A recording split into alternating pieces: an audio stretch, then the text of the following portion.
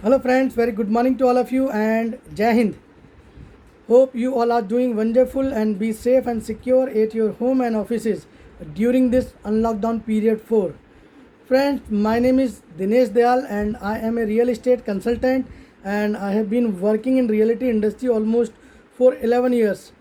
Friends, as you know that this is my YouTube channel and my channel name is Property School, where I give the latest information or any new development regarding the property or real estate industry.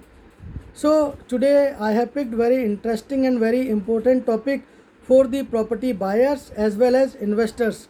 So friends, today's my topic is what is the mean of RERA and how it will protect, or we can say make more safe to the buyers or investors. So friends, आज हम बात करने जा रहे हैं RERA के बारे में और ये कहीं ना कहीं बहुत इम्पोर्टेंट टॉपिक है। तो प्लीज़ मैं चाहूँगा कि अगर आप कॉपी और पेन लेके बैठ सकें तो अच्छा होगा, ताकि आपको ये बहुत अच्छे लेवल पे हेल्प कर सके। तो फ्रेंड्स, रेरा के बारे में मैं शुरुआत करने से पहले बताऊंगा कि इसकी फुल फॉर्म क्या है, इसका मतलब क्या है। RERA meaning is real estate regulatory authority, और we can say to real estate regulatory and development authority. जी फ्रेंड्स, ये 1 मई 2016 को हमारे पार्लियामेंट में पास हुआ और उसके बाद 1 मई 2017 को ये इन फोर्स में आ गया है, जिसमें टोटल 92 अमेंडमेंट हैं, 92 बिल्स हैं, जिसमें अभी उसमें से टोटल अभी 59 जो भी अमेंडमेंट हैं या बिल्स हैं वो पास हो चुके हैं। तो फ्रेंड्स, ये सेंट्रल एक्ट है और स्टेट के अपने अपने एक्ट होंगे, बट स्टेट के जो भी अपने एक्ट होंगे वो कहीं ना कहीं जो सेंट्रल ने एक्ट बनाए हैं उन्हीं पे आधारित होंगे, क्योंकि जैसा कि हमारे देश में हर स्टेट का अपना एक लैंड एक्ट है, भूमि एक्ट है, उसकी वजह से वो थोड़ा बहुत जो भी इसमें चेंजेज हैं वो कर पाएंगे, बट मेजरली जो सेंट्रल ने एक्ट बनाए हैं उसी पे उसका सारा फॉर्मेशन रहेगा। ठीक है फ्रेंड्स, तो मैं स्टार्ट करना चाह रहा हूँ। जो भी इसमें कुछ पॉइंट्स हैं उनको वन बाय वन हम डिस्कस करेंगे। तो रेरा के आने के बाद जो सबसे पहला इसमें लैंडमार्क आया है वो आया है रेरा रजिस्ट्रेशन। जी हाँ, RERA registration is mandatory for all developers. तो जितने भी डेवलपर्स हैं उनको पहला रजिस्ट्रेशन कराना ही पड़ेगा हर हाल में, कोई भी प्रोजेक्ट लॉन्च करने से पहले। तो रेरा रजिस्ट्रेशन कराने का मतलब क्या है कि पहले डेवलपर की अपनी एक कंपनी का फॉर्मेशन होना चाहिए, उसके बाद जो भी उसके लैंड के लीगल ड्यूज़ हैं वो पूरे होने चाहिए, और उसको जो भी इनिशियली परमिशन चाहिए, जैसे कि कमेंसमेंट लेटर है, वो कमेंसमेंट लेटर की उसके पास परमिशन होनी चाहिए। उसके बाद ही वो रेरा में रजिस्ट्रेशन के लिए अप्लाई कर सकता है, उसके बाद ही उसको वो रेरा का रजिस्ट्रेशन नंबर मिल पाएगा। तो पहला लैंडमार्क तो ये हो गया। दूसरा लैंडमार्क ये हो गया कि जैसे ही उसको रेरा का रजिस्ट्रेशन नंबर मिलता है, उसको वो प्रोजेक्ट मैक्सिमम 5 ईयर्स में डिलीवरी करना ही करना है, डिलीवर उसको करना ही पड़ेगा।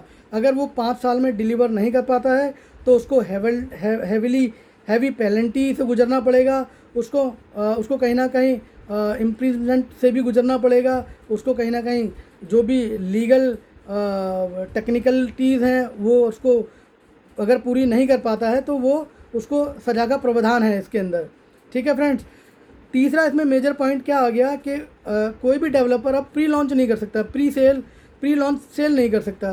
पहले क्या होता था, जब तक ये रेरा का एक्ट नहीं आया था या रेरा गवर्निंग बॉडी नहीं बनी थी, डेवलपर प्री लॉन्च करते थे। प्री लॉन्च करने से होता क्या था, सबसे बड़ा जो नुकसान है वो बायर और इन्वेस्टर्स को होता था। वो कहीं ना कहीं एक ऐसे लालच के जाल में फंस जाता था कि भाई प्री लॉन्च मैं कर रहा हूँ, डेवलपर का ये कहना होता था मैं प्री लॉन्च ये कर रहा हूँ अभी, और लॉन्च होते इसमें इतना पैसा बढ़ जाएगा, तो आप इस पैसे का जो गेन लेना चाहते हैं एज ए इन्वेस्टर्स वो आप लेके निकल सकते हैं।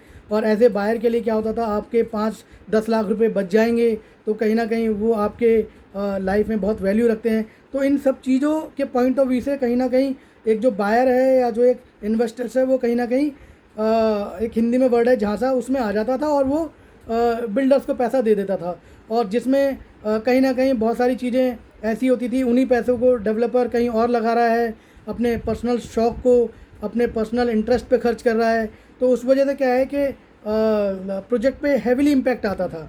ठीक है फ्रेंड्स, इसमें चौथा जो मेजर लैंडमार्क आया है वो है आपका कारपेट एरिया सेल।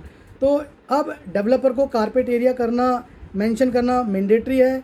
वो सुपर एरिया पे सेल नहीं कर सकता, उसको कारपेट एरिया ही दिखाना पड़ेगा, और उसको क्या उसका बिल्टअप एरिया है वो मेंशन करना पड़ेगा, जिसकी वजह से बायर्स और इन्वेस्टर्स ज़्यादा सेफ हो गए हैं, सुरक्षित हो गए हैं, क्योंकि अब उनको एक्चुअल में ये पता है कि उनका कारपेट एरिया क्या है। पहले क्या होता था दोस्तों, जब तक ये रेरा एक्ट नहीं आया था, डेवलपर मतलब जब भी कोई प्रोजेक्ट बेचता था, उसमें कोई भी यूनिट बेचता था, 6 महीने बाद 9 महीने बाद क्लाइंट के यहाँ एक लेटर भेजता था और बोलता था कि भाई सुपर एरिया में 5 से 10% का इंक्रीजमेंट हो चुका है, और इसमें इतने पैसे का इंक्रीजमेंट और मतलब हो गया है पर स्क्वायर फीट के हिसाब से, तो आपको वो पैसा अभी हमें देना है। अब आप बताइए कि जो बायर है, जिसने कैसे तैसे पैसे इकट्ठे करके अपने सपनों का घर लिया है, और वो हो सकता है कहीं ना कहीं किराए पे भी रह रहा है और ईएमआई भी दे रहा है, और उसको अचानक से ये एक लेटर आ जाए कि भाई आपको और पैसा और देना है, तो वो कैसे मैनेज करेगा। तो इस वजह से कहीं ना कहीं जो क्लाइंट है, बायर्स है या इन्वेस्टर्स है, उसको कहीं ना कहीं एक बहुत हैविली हरासमेंट फेस करना पड़ता था, चाहे वो मेंटली हो, चाहे वो आपका फाइनेंशियली हो। ठीक है फ्रेंड्स, इसके बाद अगर मैं बात करूं नेक्स्ट लैंडमार्क की, तो वो आपका आता है एस्क्रो अकाउंट। जी हाँ, एस्क्रो अकाउंट आफ्टर रेरा एक ऐसा अकाउंट क्रिएट कर दिया गया है जिसमें इंडिविजुअल जो डेवलपर्स है उसको इंडिविजुअल प्रोजेक्ट का ही पैसा उसमें रखना पड़ेगा, और उसका मैक्सिमम 70% पैसा उसी प्रोजेक्ट में डेवलपमेंट करने के लिए यूज़ करना पड़ेगा। पहले क्या होता था, हाँ 30% पैसा जो है वो स्टाफ की सैलरी और जो उस प्रोजेक्ट के मिसलेनियस एक्सपेंसेस हैं, जैसे उसको एडवर्टीजमेंट कराना है, मार्केटिंग कराना है, स्टाफ की सैलरी देनी है, या और भी कुछ मिसलेनियस एक्सपेंसेस हैं, वो 30% से रिकवरी होगी, चाहे वो डायरेक्टर की सैलरी है या कुछ और जो चीज़ें हैं। बट मैक्सिमम जो 70% पैसा है वो उसी प्रोजेक्ट के डेवलपमेंट में ही यूज़ होगा। ठीक है फ्रेंड्स, पहले क्या होता था पहले उन्हीं पैसों को डेवलपर अपने पर्सनल इंटरेस्ट पे खर्च करता था, उन्हीं पैसों को कहीं वो दूसरी जगह डाइवर्ट करता था, जैसा कि वो कहीं और लैंड ले लेता था किसान को कुछ टोकन अमाउंट देके, या अथॉरिटी को टोकन अमाउंट देके, और या कहीं और उन पैसों को और डाइवर्ट करता था। उससे होता क्या था कि उस प्रोजेक्ट पे बहुत हैविली इम्पैक्ट आता था, क्योंकि उसने उस पैसों को 10 जगह डाइवर्ट कर दिया है, और वो पैसा एक लिमिटेड केस में आना था, लिमिटेड कंडीशन में आना था, तो अब वो उसका कंस्ट्रक्शन रुक गया है, और बैंक ने भी लोन देना डेवलपर को बंद कर दिया है, और उधर कस्टमर ने भी ऑब्जेक्शन उठा लिए। तो उस वजह से क्या है कि वो प्रोजेक्ट डिले पे डिले होता था, और कहीं ना कहीं इसमें जो अल्टीमेटली है, जो एक बायर है, उसको बहुत ज़्यादा मेंटली और फाइनेंशियली हरासमेंट का एक प्रेशर लेना पड़ता था। अब इस वजह से क्या है, एस्क्रो अकाउंट की वजह से कहीं ना कहीं डेवलपर भी एक थोड़ा सा एजुकेटेड हो जाएगा, एजुकेटेड इन द सेंस कि वो एक मेंटल लेवल पे ये समझ रहा है कि भाई ठीक है, मुझे अब तरीके से काम करना है। तो जब सारे काम तरीके से होंगे तो बायर्स को, इन्वेस्टर्स को जो भी प्रोजेक्ट है, जो भी उनकी यूनिट्स हैं, जो भी उनके घर हैं, वो टाइमली मिलेंगे। ठीक है फ्रेंड्स, एक इसका मेजर डेवलपमेंट ये हुआ है। जो नेक्स्ट इसमें डेवलपमेंट हुआ है कि अगर कोई भी डेवलपर प्रोजेक्ट को लॉन्च करता है तो उससे पहले उसको जो भी जैसे इन्वायरमेंटल परमिशन हो गई या आपकी जोन वाइज परमिशन हो गई, ये पहले भी लेनी पड़ती थी, बट पहले बहुत सारी चीज़ें टालम टोल में जाती थी, बट अब वो ऐसा नहीं है। रेरा के बाद आपको इसमें जो कंस्ट्रक्शन की जो क्वालिटीज़ हैं या जो उसमें मटेरियल यूज़ करा जाएगा, उसकी भी आपको बारीकी रूप से आपको इन्फॉर्मेशन देनी पड़ेगी। ठीक है फ्रेंड्स, इसके अलावा इसमें मान के चलो, जो मैं कहना चाह रहा था कि zone wise, sector wise, area wise जो भी इसको परमिशंस हैं, जैसे 36 अथॉरिटीज़ हैं, जैसे आपका फायर फाइटिंग्स हो गई, आपकी एयरलाइंस या एयरफोर्स की या एयरलाइंस की जो भी परमिशन है वो रिक्वायरमेंट होंगी। ठीक है, बिना उसके कोई भी प्रोजेक्ट कोई भी डेवलपर उसको एक ऑफ़र लेटर नहीं दे सकता जब तक उसके पास ऑक्यूपेशन सर्टिफिकेट नहीं होगा, जब तक उसके पास कंप्लीशन सर्टिफिकेट नहीं होगा, वो क्लाइंट्स को या इन्वेस्टर्स को पोजीशन ऑफ ऑफ़र लेटर वो नहीं दे सकता। आप पहले जब तक रेरा का एक्ट नहीं आया था, रेरा की गवर्निंग बॉडी क्रिएट नहीं हुई थी, ये बहुत सारी चीज़ें एक डेवलपर बहुत अपने फेवर के लेवल पे प्ले करता था, जो कि अब पॉसिबल नहीं है। तो इसकी वजह से हुआ क्या कि जो प्रॉपर्टी बायर है या जो प्रॉपर्टी इन्वेस्टर्स है वो बहुत ज़्यादा सेफ हो गया है। इसमें जो नेक्स्ट मेजर डेवलपमेंट हुआ है वो हुआ है सेपरेट लीगल कोर्ट। जी हाँ, सेपरेट लीगल रेरा कोर्ट।